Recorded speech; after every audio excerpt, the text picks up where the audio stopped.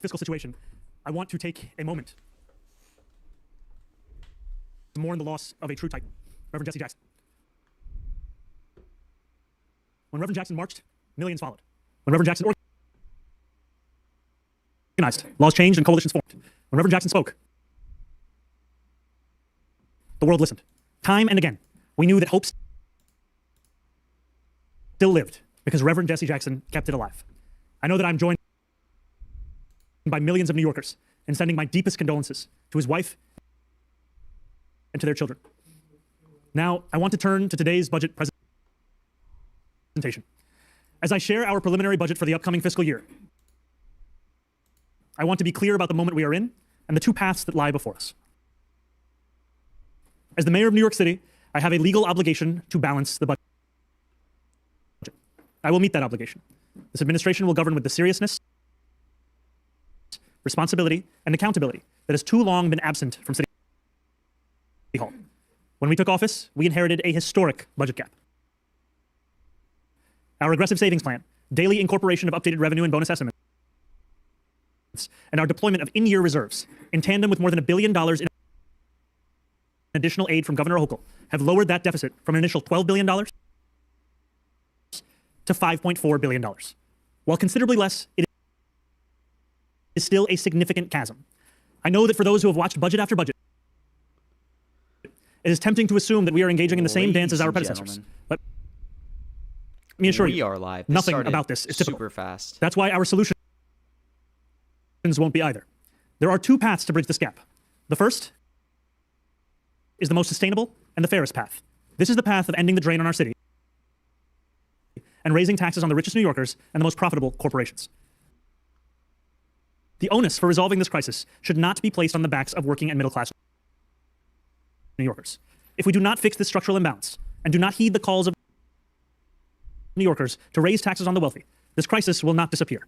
It will simply return, year after year, forcing harder and harsher choices each time. And if we do not go down the first path, the city will be forced down a second, more harmful path. Faced with no other choice, the city would have to exercise the only revenue lever fully within our own control. We would have to raise property taxes. We would also be forced to raid our reserves. To balance the budget as required by law, our preliminary budget takes the only path within our control, the second path. The options of the second path are the options of last resort. Options that we will only employ if there is no other means of arriving at a balanced budget. We will spend the coming months doing everything in our power to ensure that our final budget reflects the first path. We remain firmly within a budget crisis. It is a crisis that we can and will overcome. But we cannot do so without either significant structural changes in Albany or painful decisions of last resort here at home. I am encouraged and heartened by the relationship that we have built with Governor Hochul and the state legislature, and hopeful that we can arrive at a fair solution at the end of this budget process.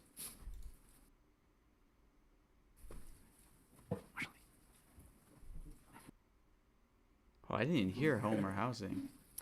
Now, let's walk through what we inherited, what we have done so far, and what lies ahead. We begin with the budget crisis we inherited. This crisis did not materialize overnight. It originated with Mayor Adams' 2025 November plan. There it is. I knew this was such a good city's buy. budget at the time was $118.2 billion. That got all the way down to the 30s. Plan projected a $4.7 billion gap in fiscal year 2027.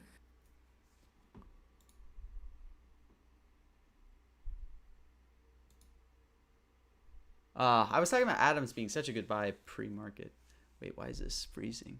To understand the magnitude of what we inherited, the deficit left to us was larger than the gaps left by both Mayor Bloomberg and Mayor de Blasio to their successors. And that's even before accounting for enormous under-budgeted needs by the prior administration.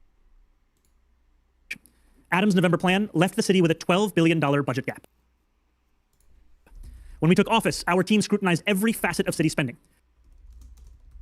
What we found was in line with what former City Controller Lander found on December 16th, what State Controller DiNapoli found on December 22nd, and what City Controller Levine affirmed on January 16th. The $12 billion budget deficit confronting our city was historically vast. After incorporating $4 billion in revenue above of what the November plan had assessed. And after taking standard budget actions, our administration found that our city's deficit was in line with the controller's projections. Today, as we lay out our preliminary budget, every decision we have made has been informed by this context and the challenges we inherited. This was a historic deficit, larger even than those faced during the Great Recession. Much of this gap came in the form of significant under-budgeting for major expenses. The prior administration ignored projections that estimated costs would rise. Across 6 foundational city services, like cash assistance, rental assistance, and shelter costs, more than $7.5 billion were left unaccounted for. The consequence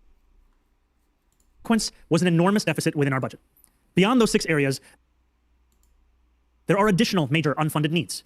The city must fulfill more than $6.6 billion in additional unfunded needs and state mandates, the most sizable of which are detailed on the screen. While we had no say over the budget crisis I don't have any inherited, positions we have on taken this. a number The of only steps to one address I really expenses liked was and are monitoring our revenues admin, but daily to tackle the wasn't gap. able to In January, in this very get room, in. Missed out. I promised we would continue to incorporate up-to-date Wall Street revenues into our budget.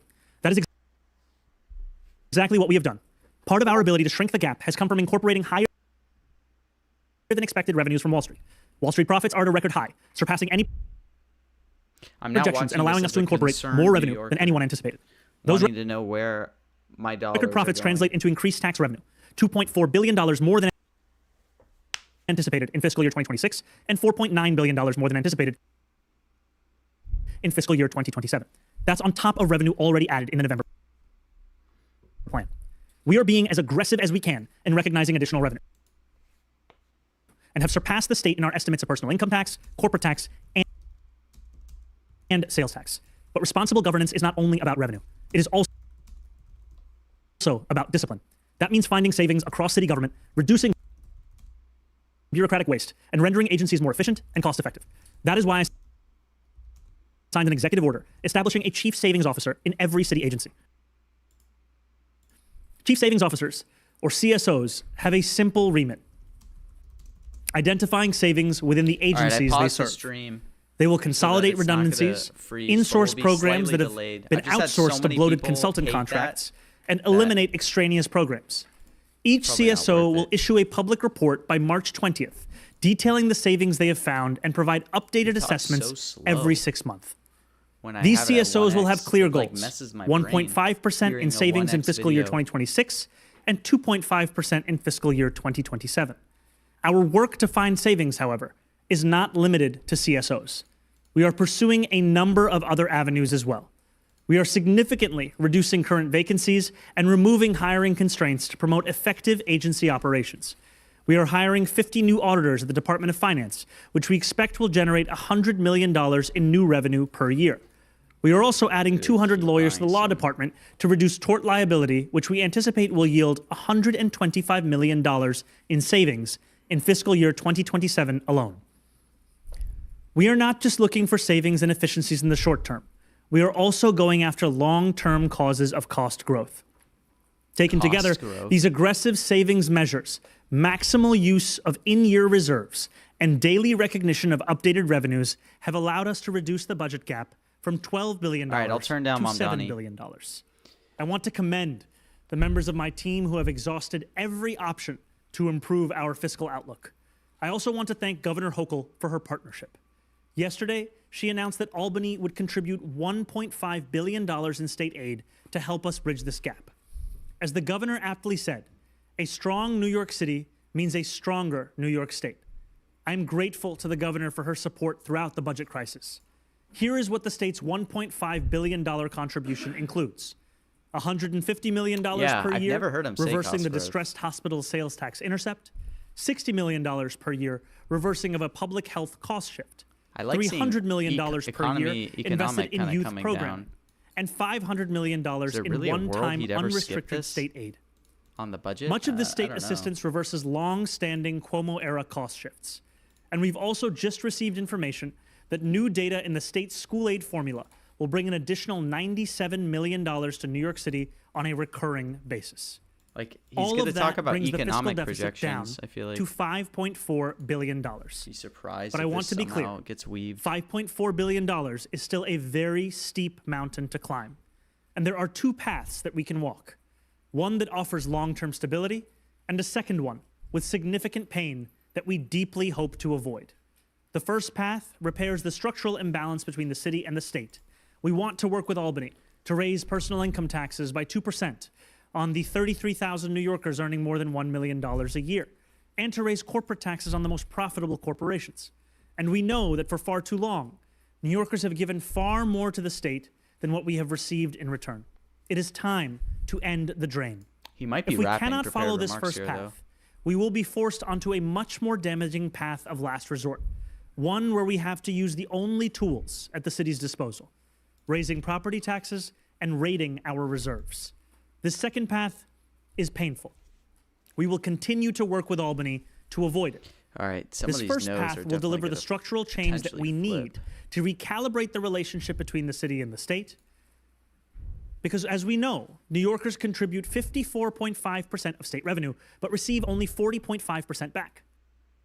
At the same time, New York City's portion of the state's GDP has grown by nearly 10% since 2010. Okay, That imbalance this is a untenable. long prepared remark. Once again, I'm calling for Albany to end the drain. There is no third option of failing to balance the budget. By law, ever since the fiscal crisis of the 1970s, which placed the city on the brink of bankruptcy, New York City has been legally required to balance its budget. We will do so. If we cannot pursue the first path, the only option we have remaining is the second path. At the heart of this path is a property tax increase. This would effectively be a tax on working and middle-class New Yorkers who have a median income of $122,000. The second path also requires us to raid our reserves. It would mean withdrawing $980 million from our city's rainy day fund in fiscal year 2026 and $229 million from the Retiree Health Benefit Trust in fiscal year 2027. These are steps that have been taken before, but only in moments of extraordinary external crisis. Mayor Bloomberg's response to the 2008 financial collapse, and Mayor de Blasio's response to the enormous revenue shortfall caused by the pandemic. We do not want to have to turn to such drastic measures to balance our budget. Now, let's talk about what this means for our future. Let me share the details of our preliminary budget for the upcoming fiscal year, That's funny. the needs that we're meeting, and the investments we're making in New Yorkers. This is a budget that is balanced at $122 billion in fiscal year 2026 and $127 billion in fiscal year 2027. You can see here the breakdowns in spending by percentage of agency budgets. 40% of funding that goes to agencies is going to DOE, 26% is going to social services, 12% to our uniformed agencies, and the remaining 22% to the many other agencies that keep our city running. This reflects our priorities: education, healthcare, safety, and the everyday functioning of the city that we love. This preliminary budget increases city expenses by over $14 billion, expenses that we have to fund because the Adams administration failed to. I can't believe Adams was at 66. billion I was for the talking 6 about it to underbudgeted other people, areas I mentioned earlier, and I stupidly including didn't cash buy. and rental assistance and shelter costs, and $5.85 billion to fund additional needs that were previously left unbudgeted. Keeps going. As you can see here, of our city dollars in this plan, only 4% represents new programmatic spending. I don't know. Again, I'd be surprised if he of dodges $14 this. billion, only $576 million is going to deliver new programmatic spending. Some of that spending includes immediate protections for New Yorkers in this winter. $5 million helped us open warming centers and street outreach increases for homeless New Yorkers during the recent snowstorm. This also includes an addition of $100 million was to our snow snow removal misbonded budget. for Beyond snow winter removal. response, Thank God, we are expanding misbonded services to our most vulnerable neighbors. We are increasing clinical and behavioral health services to New Yorkers living with severe mental illness, and deepening our efforts to connect homeless New Yorkers I don't with know shelter if that would have. I don't think that and would have healthcare. counted, or would it? And as we look to protect New York's fiscal health, Oh yeah, snowstorms too. we will also protect New Yorkers' rights.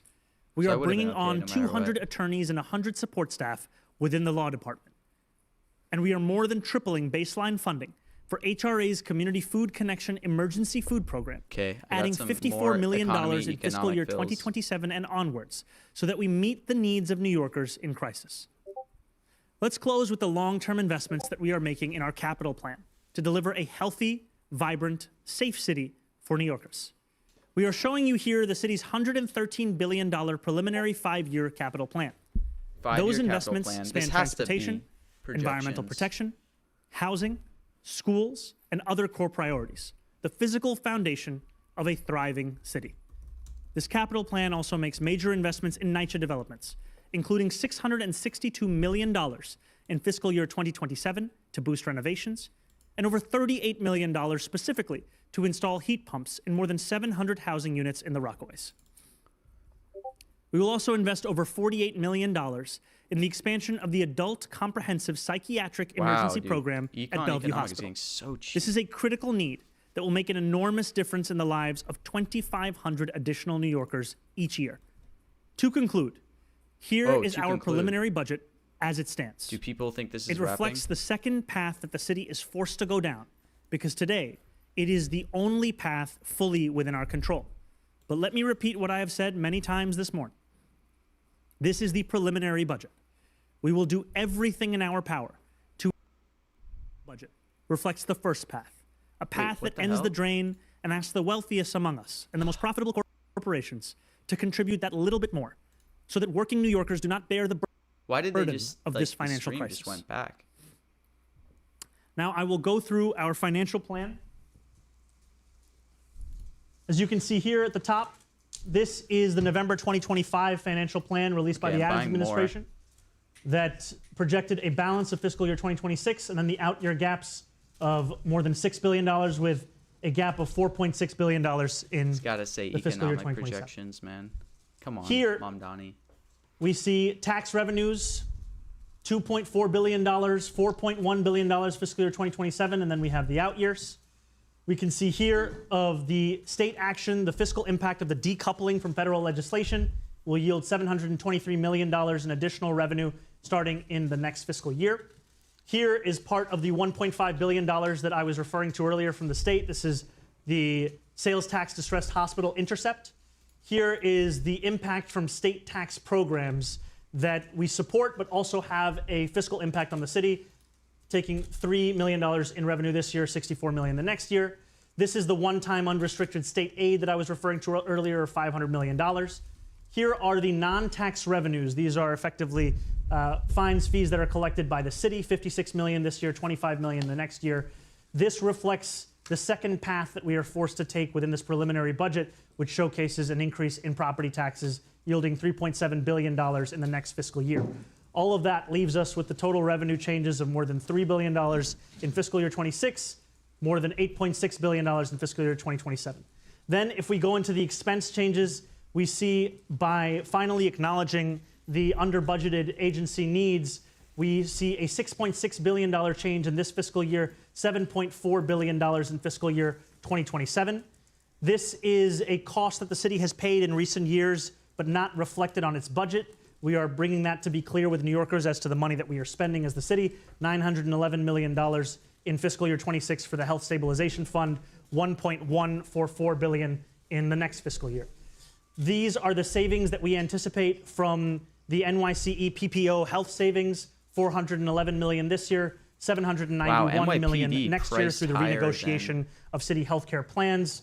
Then here is part of the 1.5 that I was referring to earlier. This is the reversal of Article 6, the provision of youth programming and school aid. $360 million in fiscal year 2026, increases to $457 in the next fiscal year because of the addition of the $97 million in additional school aid.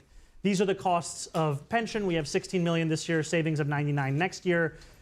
Then we have debt service savings of $40 million this year, spending of $40 million the next year. Then we have the general reserve, 1.150 in fiscal year 2026, 1.1 billion in fiscal year 2027, leaving the required amount within that reserve. This is the rating of the reserves that I was referring to earlier that we are forced to do in the second path. That's $229 million from the Retiree Health Benefits Trust Reserve. However, I will also show that in fiscal year 2028, we then return that funding back into both the Retiree Health Benefits Trust Reserve as well as the Rainy Day Fund, because we are seeking to put our city on firm financial footing. Rainy day fund, a withdrawal of $980 financial million footing? Say in fiscal year economic 2026. footing, bro. Then we see the capital stabilization fund, $250 million in both fiscal years. Labor reserve savings, Yeah, he is a $150 great million talker. here, $400 million in the next. These are the savings I was speaking about of 1.5% in this fiscal year. I don't know, actually. Given this in the is so next, prepared, maybe not. projected agency savings with the CSOs. This is an adjustment for OTPS inflation of $56 million in 2027 fiscal year. This is a re-estimate of prior year expenses and receivables. All of that leaves us with expense changes of nearing $3 billion in fiscal year 2026, more than $4 billion in 2027, and then we go into the out years. Then, as you can see, as a result of these approaches, it is a balanced budget in fiscal year 2026, a balanced budget in fiscal year 2027 as required by law, and then out year gaps here from 28 to 30. And I'll just go through the next slide as well. This is an overview of the amount of money that we are receiving in the subtotal of taxes. You can see existing property tax, other taxes, tax audit revenue, tax programs, and then the increase in property taxes if the city is forced to do so. You then see the subtotal of city funds, where in addition to those taxes, we are adding in miscellaneous revenues, unrestricted intergovernmental aid, things of that nature, brings us to $91 billion in fiscal year 26, $97.6 billion fiscal year 27, and then that brings us out with the addition of categorical grants to $122 billion for fiscal year 26, given this is like a $127 billion in remark. fiscal year 27. Then if we look at expenditures, we're seeing personal service. We're seeing that come out to about $61.4 billion in fiscal year 26, $62.9 fiscal year 27. And then other than personal service, we see the subtotal of about $59.2 billion this fiscal year, $56.5 in the next fiscal year. All of those things added together, with addition to the reserves as well, we find the total expenditures of $122.3 billion for this fiscal year, $127 billion for the next fiscal year. The gap to be closed in 26 is 0, in 27 is 0 as required by law, and then the gaps in the out years.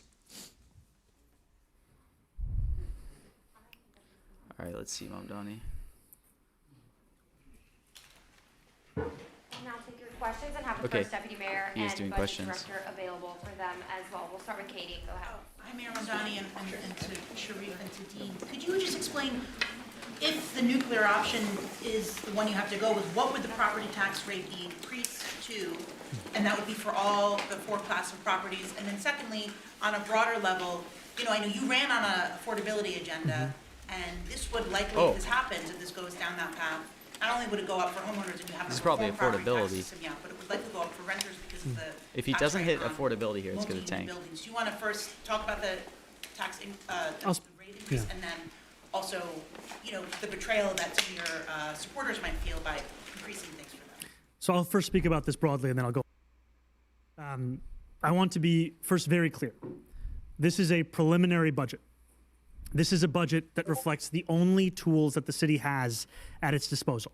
When we are speaking about property taxes, that is a tool of very last resort.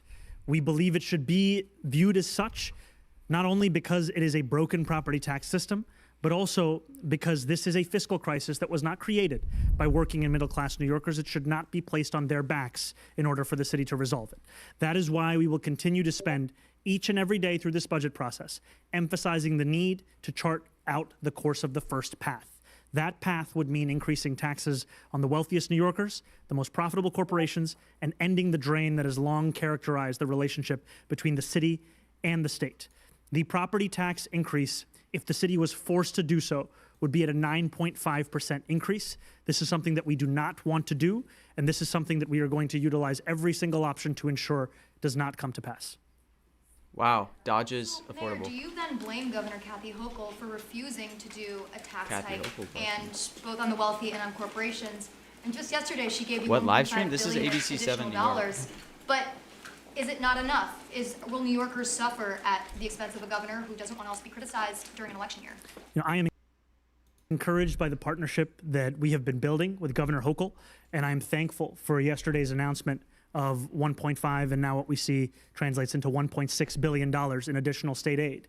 And I'm also very clear-eyed about the fact that we need to put the city back on firm financial footing.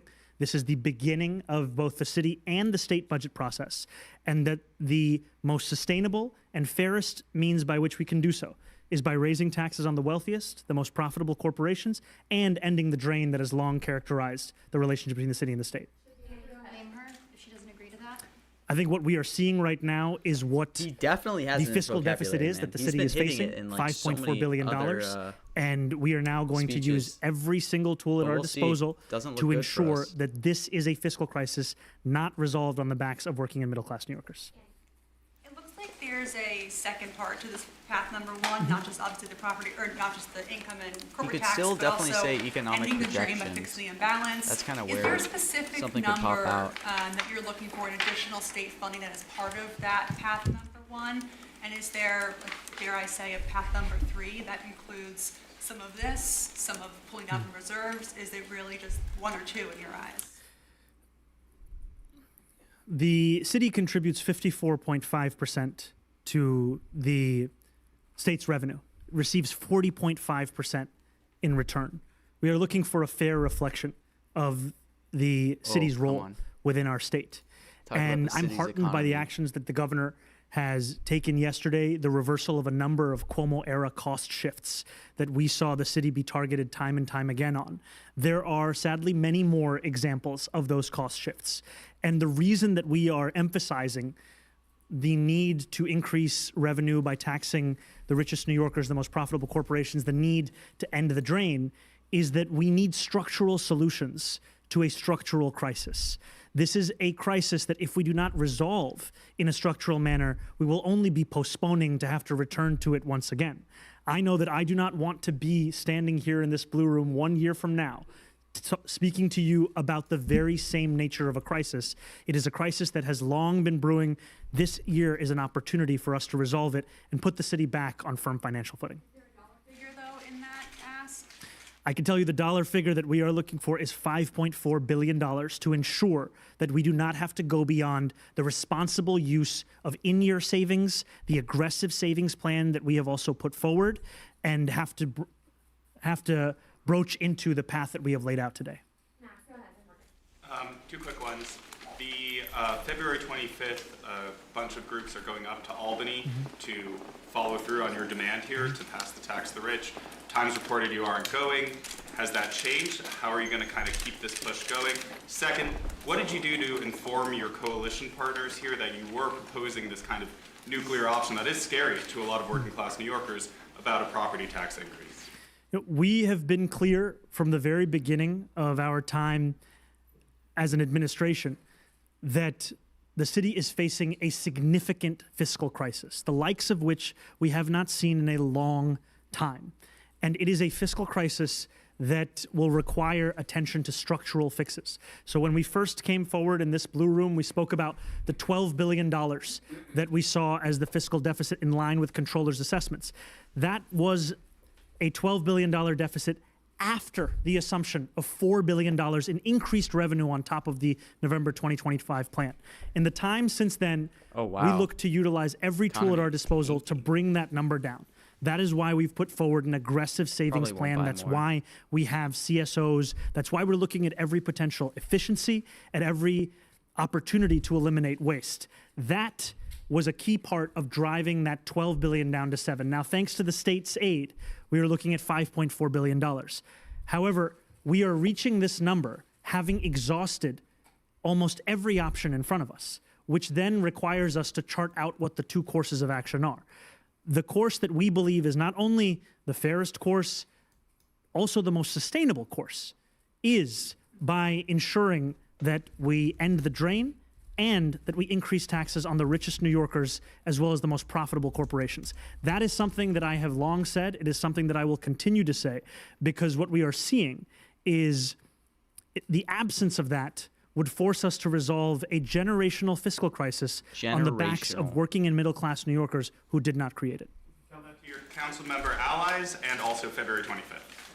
We have shared this over the as to the scale of this crisis, and today the actions that we're taking to resolve this crisis. And I can tell you that I've just returned back from Albany from a 5-hour budget hearing and also being at caucus weekend, we will continue to make plans as to how we engage with Albany. It's going to be a constant part of these next few months. Morgan, go ahead, then Martha. Hi, Mr. Mayor. Hi, Morgan. Just wondering why, for a third option, why isn't savings a third option for the administration? Why isn't maybe getting relief from the class size mandates a was third always option that no. you guys are looking at? And then separately, what happens if the council doesn't go along with the property tax raise? Right now, the council speaker, Julie Menon, is saying that this is not something that should be on the table, an option.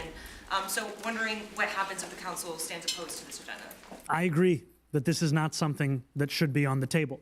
However, the city has very limited tools by which it can reach the legal requirement of a balanced budget in both this fiscal year and the next fiscal year. We are looking at every which way we can to bridge a $5.4 billion fiscal deficit. And as part of our path of reducing the $12 billion to this point, we have a very aggressive savings plan, one that we anticipate, as we showcased, will yield Freeze a around bond for $1.7 no? billion over 2 fiscal years. And what we are doing in that savings plan is not rent just freeze, interrogating I the guess, efficiencies, the potential only to way I eliminate could waste, see it coming. as well as pulling the city back from its instinct to engage in so many acts of outsourcing to consultants, but also to look at what are the medium-term actions we can take that could reduce the city's expenses. Part of this is tort reform. Part of this is also hiring more fiscal auditors. That work will continue. March 20th is when our CSOs will be presenting their plans to achieve those 1.5 and 2.5% savings. However, we are looking to exhaust every option in front of us.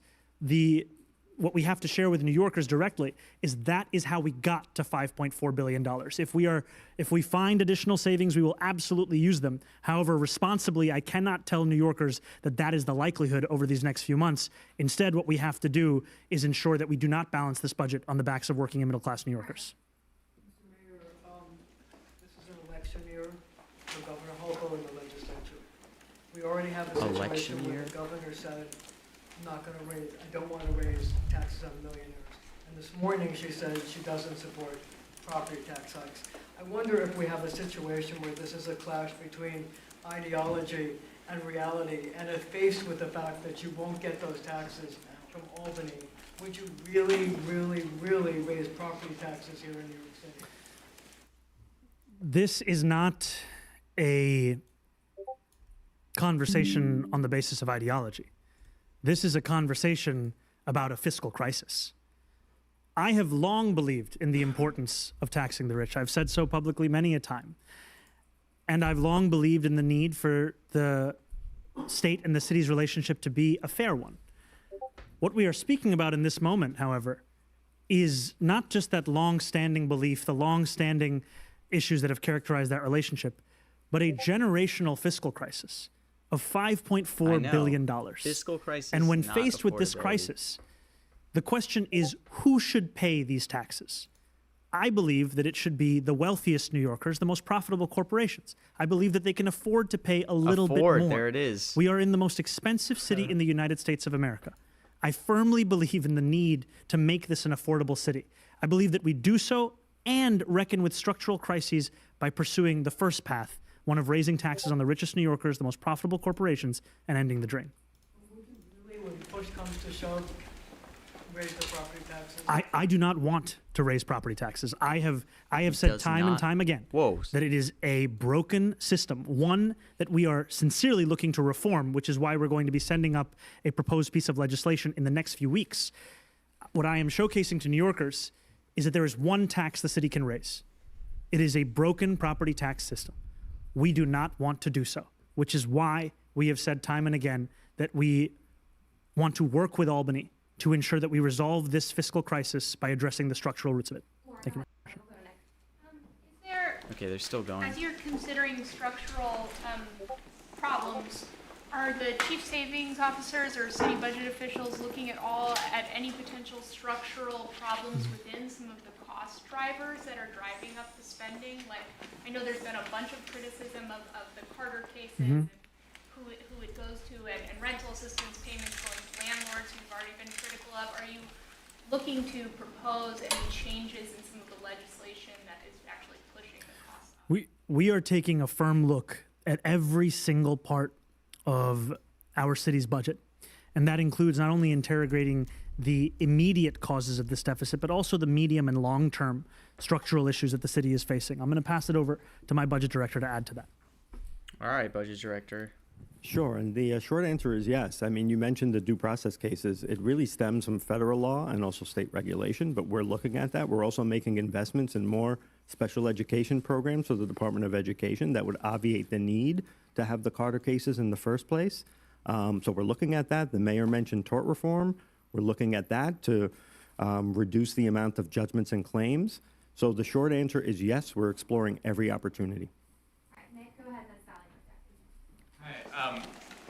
Could you explain how the property tax increase would dovetail with the property tax reform plan that you are saying you want to submit to Albany in the next few weeks? Would, if that were to pass, would that mitigate any of the what you said would be a severe impact on middle class and working class homeowners? And just quickly, I also wanted to ask about, you said the vacancy reductions you're pursuing in this plan. Is there any risk of that affecting services and exacerbating short staffing, which you've said is a huge issue? So I'll start with the second question, then I'll go to the first. We are eliminating the 2-for-1 rule that agencies have been subject to for prior years. We are allocating funding such that agencies can hire 50% of the vacancies that have been longstanding in city government. And this is actually a part of our commitment to ensure that we're delivering the best possible city government to New Yorkers, because what these rules and the inability of these agencies to hire for these vacant positions have done is ground government to a halt. And we are looking to make the most efficient and excellent city government possible. And this will be a part and parcel of the approach that we're pursuing. Your other question? My opinion on Judy Yes. Shelton? I have 50,000 no Judy Shelton. We are going to deliver a bill to Albany. It is not a hope. So it is a commitment. We are going to hopefully do she so in doesn't the win. next few weeks. This has been part of a long-standing belief, not only of mine, but of many New Yorkers, that the current property tax system is a broken system. That is a belief separate from the preliminary budget.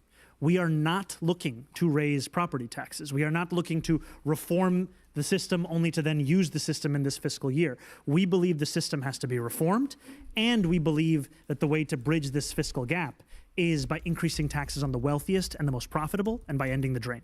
And I will also just add, before we go to the next question, that this is the preliminary budget. We will obviously have an executive budget, and then we will have an adopted budget. We are showcasing the tools at our disposal that we can use to reach the legal requirement of a balanced budget.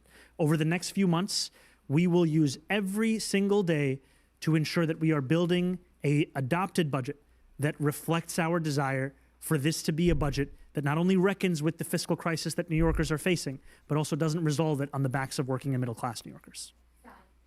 Mayor, I had two questions also. One of the ways you're balancing the budget, as you've said, is to pretty significantly draw down these reserves. They're generally intended for even more dire times than this one, perhaps, like a recession. I'm just wondering if this, I know this is just your first offer and there's a negotiation coming, but how committed are you to drawing down the reserves as substantially as you have in this? And my second question is, when do your labor negotiations start, and have you budgeted any kind of placeholder for that? So I'll start with the first question. If we can actually bring the slide back to this, exactly, right here. So what the second path forces us to do is to utilize the rainy day fund and the retiree health benefits trust reserve. Now, as you can see in fiscal year 28, we do put investments back into those very reserves because we want the city to be on firm financial footing. That's what the... However, there is a reason that we did not include these in our city's attempts to get to $5.4 billion, because these are the rating of reserves that we do not want to pursue.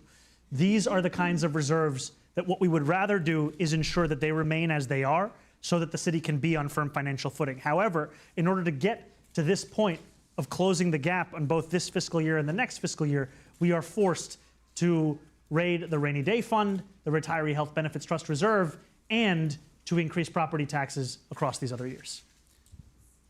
Do you want to? Oh, on the labor. Sure. Labor negotiations are ongoing. They never really end. There are a few contracts that were never settled in the last administration, like EMTs. Most of the labor contracts, though, don't start to sunset until the summer. He might be rapping. There we might be is a cooked. labor. They're taking a lot of questions. One moment, Melissa. We'll just finish that. 1.25% is in the labor reserve.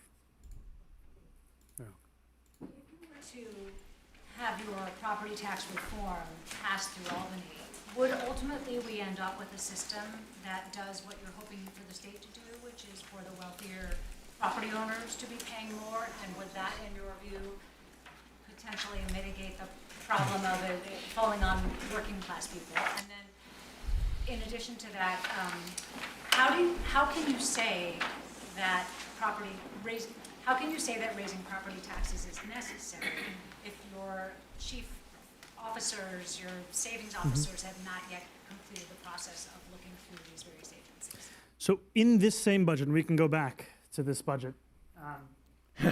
So what you will find is the Diamond agency hands. savings. Good. It's $710 million me in is this probably fiscal good. year, $1.06 billion in the next fiscal year. The reason that I point to these is that while the CSOs have not yet returned with their analysis and assessments of their individual agencies, these are the savings goals that we are putting to them.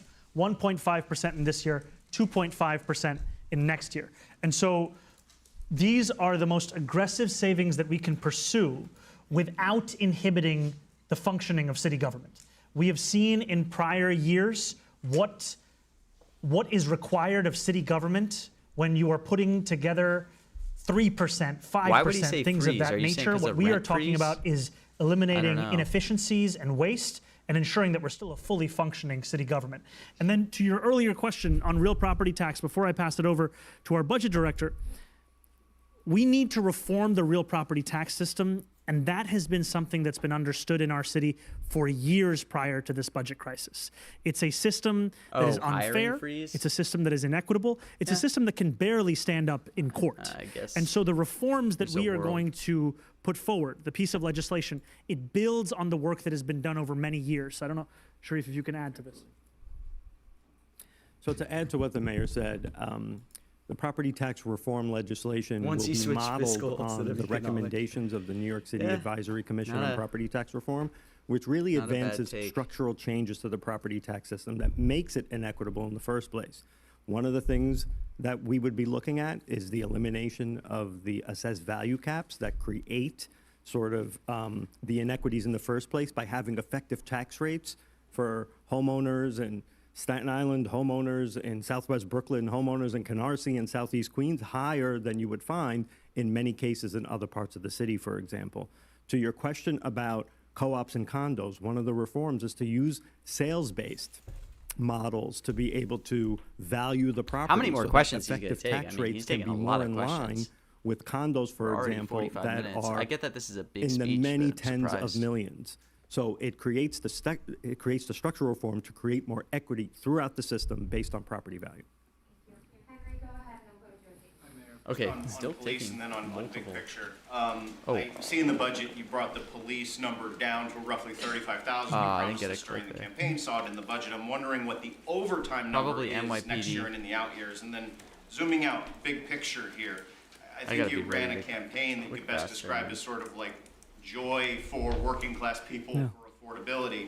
There's not a lot of joy in this room right now. We're not talking about free buses. We're talking about dipping into the rainy day fund. We're not talking about taxing millionaires. We're talking about taxing working class people. Well, I am talking about taxing millionaires, but yes. But not in. No, I think to your question, what we are speaking about today, what we are presenting on, is what we have inherited. We have to engage with honesty, transparency, and directness with Is New he gonna Yorkers as to the dodge fiscal the health of police the city question? that we have inherited over these last few months and then the years prior. And our agenda is not simply one to protect the city services that we already provide. It's to advance an agenda that makes it easier for working class people to live in this city. Because as we all know, this is both the wealthiest city and the wealthiest country in the history of the world, and it's a city where 1 in 4 New Yorkers are living in poverty. And so what we are looking to do is put our city back on a firm financial footing that also allows us to tackle the affordability crisis. And we know that part of this crisis has been fomented by the inability of government to meet the moment. We've spoken about this briefly with regards to the vacancies that have been kept year over year.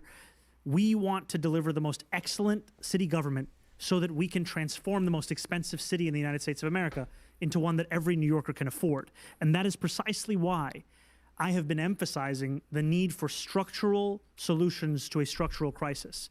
Because what we do not want to do is engage in an annual budget dance where the city is trapped in annual deficits that it needs every single year one-time assistance with. What we need to do is reckon with the structural nature of this and put ourselves back on the kind of footing that allows us to advance an agenda. I mean, does affordability count as a word? What do you mean? So what we have shown in this budget is an actual accounting of the costs that the city is paying for. Typically, what we've seen is a lot of these costs are obscured in the budget, only to then be paid out later. So we have put that forward in this budget, and we are also working towards the reduction of it, as we have seen already through the police commissioner's actions. Oh, wow. I didn't see a number. I mean, perhaps this is for the technical briefing. I don't Police commissioner instead of Liz, NYPD. go ahead, and then Chris. NYPD dodge. During the campaign, you argued that raising taxes on the rich would help you fund an agenda like free buses, like city-owned grocery stores that would make the city more affordable. But now it seems as if you're proposing to ask the governor to raise taxes on the rich to help address this budget gap. At what point does those, ongoing revenue stream will allow you to then, fund things like the buses? Structural, fiscal, monetary, financial, monetary, exactly. What is this vocabulary? Money relatively flat, but you've been critical. Oh, of NYPD the way question. The NYPD spends I'm so slow to Why not click extract NYPD. savings from the NYPD? And where is your Department Wow. of Community Safety? Some big NYPD questions. Investments in the Department of Community Safety within our executive budget. And what we have put forward in terms, if we can go back to the other, the financial plan. These projected agency savings, they are across every agency. We are looking at an entirety of city government approach to achieve the 1.5 and 2.5%. And the reason for that is that this is a crisis that the entirety of city government is facing. And I've also said, as was previously covered, the importance of us continuing to not only address the long-term the long-term imbalance that has characterized the relationship between the city and the state, also to raise taxes on the richest New Yorkers and the most profitable corporations. Wow, These he's completely are structural weaving solutions NYPD. that will provide us with the foundation so that we can advance not only a solution to the fiscal crisis, but also an affordability agenda. Now, in the campaign, I spoke about the importance of raising about $9 billion in additional taxes. I laid out the mechanisms by which we would do so. Wait. That continues Why? to be Did the you- case. oh, I 'cause you just continue to wanna get the believe in the click bip importance up? of that. What I am addressing today is the immediate crisis at hand, of which we are outlining is a $5.4 billion fiscal deficit that is critical for the city to be able to address by the time that it adopts its final budget. Any new initiatives that are not in this current budget plan? Taxing the rich will put the city back on its firm financial footing, and taxing the rich at the scale that we proposed not only does that, but also advances the affordability agenda. Now, one thing I will also add is that within our budget also is a reflection of the state's more than $1 billion commitment to fulfill our campaign promise of delivering universal child care to New Yorkers. What we are seeing is not only money that's earmarked to fix 3K, meeting the demand of New Yorkers across the city, but also for the first time in city history to deliver childcare for 2-year-olds, which will begin with 2,000 seats this year, 12,000 seats next year. By the end of year 4, a seat for every single 2-year-old. All right, got time for just 2 more. So Josie, go ahead. 2 more questions. So this is about to Hi, Josie. wrap. How's it I'm going? gonna follow up on Melissa's question, I believe, about the CSOs. Sounds like you're putting a ceiling on how much savings they can find. Can you clarify that? I would describe it more as a floor.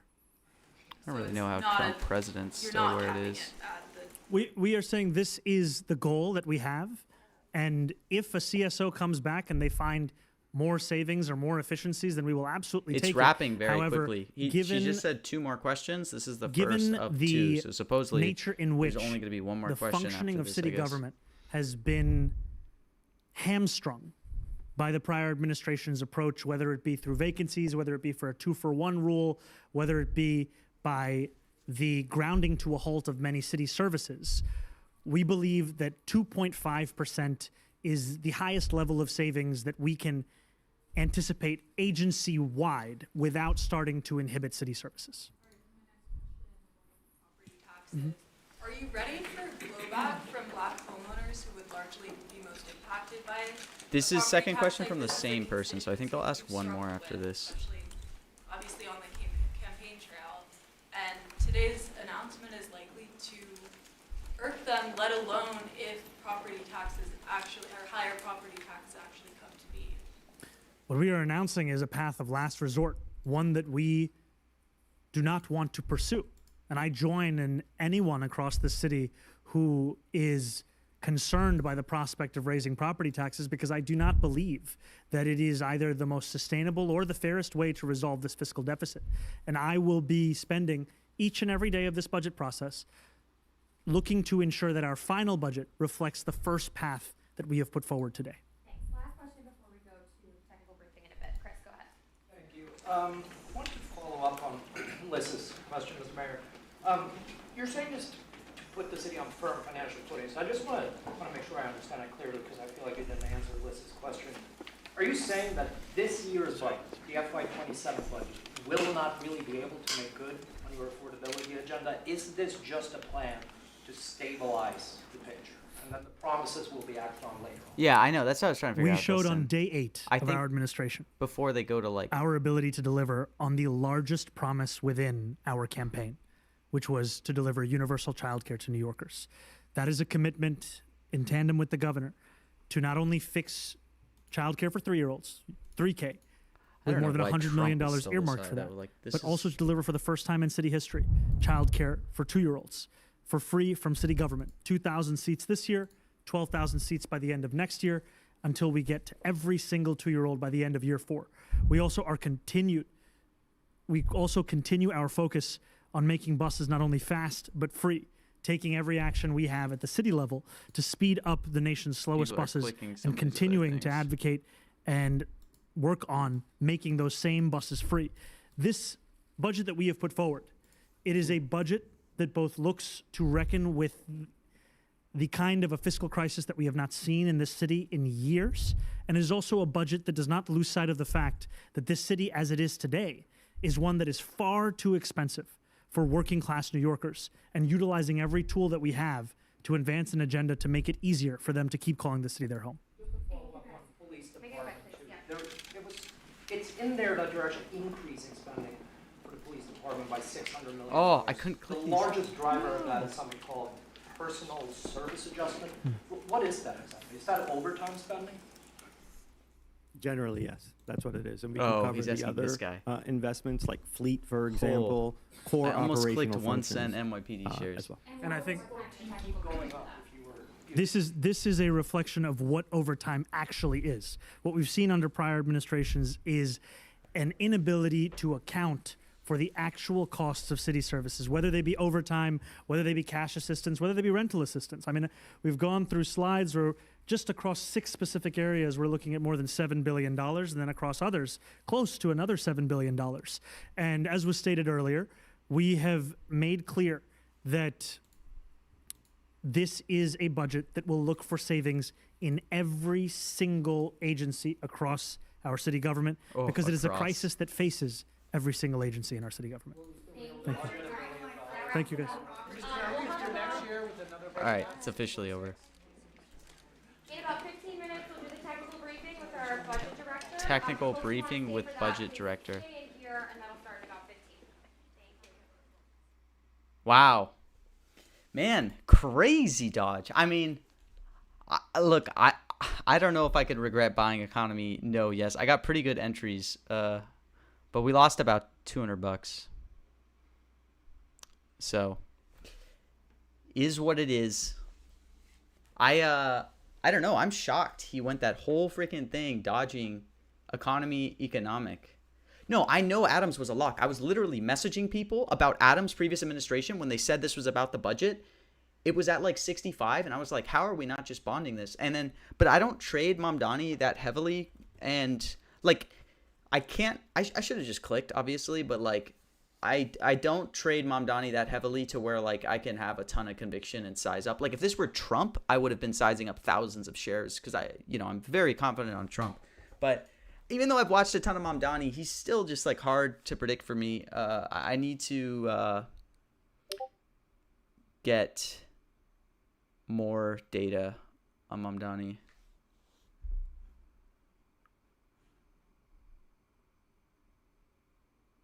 But yeah, I mean, what a dodge. Yeah, the NYPD dodge too. Yeah, he has faded it occasionally, Dustin, but the fact that like this was on the budget made me feel like it'd be so unlikely for him to fade. I mean, everything's obvious in retrospect, so whatever that I didn't buy it, but yeah, I need to learn Mamdani more. I need to learn Hochul more. I haven't been watching her briefings a lot. Next stream, this is my second stream today. Hey, you guys have gotten a lot of hours of streaming today. But there were like no events yesterday, which I didn't stream. But I mean, my favorite thing to stream is Trump because like I feel great about Trump every time Trump comes out. I don't know, those are my favorite mentions. So if Trump is live tomorrow, I mean, I'll definitely be live. And then I want to explore some other types of streams, like maybe more news type streams. So spoiled. Yeah, exactly. But I want to do like a news type stream. I feel like those would be good. To be honest, I'm trying to move away from like having my positions on screens and stuff, and like, you know, I don't want, you guys should never blindly tail me, you know what I mean? Obviously, like, and I want to move away from like, potentially move away from live trading more, and like, but I'm trying to figure out what segment that would be, whether or not that's just like doing some type of news thing, gaming stream. Hey, I mean, I play a lot of League, but I still want to do something PM related. Maybe there's like a daily update video stream I could do for an hour on like all the markets and stuff on PMs. Gotta figure it out. The streams I've been doing with Phantom and Gaten are like super fun. If any of you guys have tuned into those, I love that type of content. It's great just like talking to other people who are really you know, as obsessed with as I am on prediction markets and stuff like that. But yeah, feel free to comment or DM me too if you guys have any ideas on stuff. Yeah, it's exactly that. ETF FaceTime. Like, I will happily give like show positions if I think they're plus EV and I've like sized into something, but it's also like, yeah, obviously I don't want to, you know, a newsletter for PMs. Yeah, that'd be really good. Interview streams. Yeah, I love the interview streams as well. I think those are like helpful. A newsletter, interesting. Yeah, maybe like a Substack would be fun.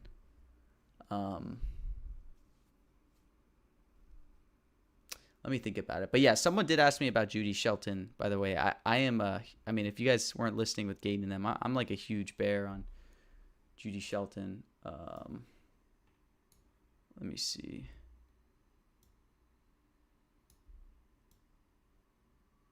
I think I have like, yeah, I have 50K no on Judy Shelton. I mean, the main thing is like, how long is this going to take to pay out? You know, technically it could pay out this week, but I think that's unlikely. It's like 50-50 that it'll pay out this month. So that's the one caveat if you're buying Judy Shelton. No. Obviously it's 96. Any other mentions coming up today? I mean, there's JD on Fox at 3 p.m., but that's going to be blocked. Like I can't stream Fox News. It's not public access. And there's a bunch of basketball mentions. I'm trying to learn basketball mentions. I've been trading a lot of actual sports markets, like basketball markets. Those have been like really, really good for me. Just learning how to, you know, do sports rather than mentions. I'm kind of expanding a lot. Like this month, part of my profit's been on mentions. I think I made like 16K this month so far in February on mentions, but then like 7K has been on AI. I think like 7K has also been from sports. So learning basketball now that NFL is over. But yeah, holy cow, dude, they are. I'm trying to learn these announcer mentions for basketball. I'm running a lot of data on them. Oh, new model? Oh. Sonnet 4.6 officially in LM Arena. Yeah, it's exactly like that Lars Barth. I mean, it's the same way that NFL mentions were. The only thing with basketball mentions is I figure they're probably a little more team/game dependent, where like, you know, a specific team, specific players are going to have more words. You just found out yesterday you can pull transcripts on YouTube vids. It's pretty simple. Do I trade Trump Weekly? Yeah, I do, but I'm like a scourge in the Trump Weekly. I don't actually like. Most of what I do in the Trump Weekly is like, you know, I will trade it like, I think I made $300 so far in the weekly. Right around whenever Trump is doing like any gaggles, I will like jump in here and try to be the first to react. Like yesterday, he said drill baby drill on Air Force One. I got in like right when he had the question on it. So yeah, Houston, Iowa State was really good. I think I made like 1,200, maybe 1,200 on that game yesterday. But yeah, I love Trump weeklies. I mean, you should always, if you're trading mentions, especially Trump mentions, you should always think about the Trump weeklies and monthlies, right? Because like if he's saying something that hasn't been said yet in the weekly. There's also the nickname markets. Like what nickname? Yesterday he said Marjorie Trader Green. It's a good one to be aware of. But we're actually getting a Trump rally Thursday, by the way, in Georgia. So that's going to be pretty great. Hopefully he has something on his calendar Wednesday. Oh my gosh, there's going to be a Judy Shelton Spaces tonight.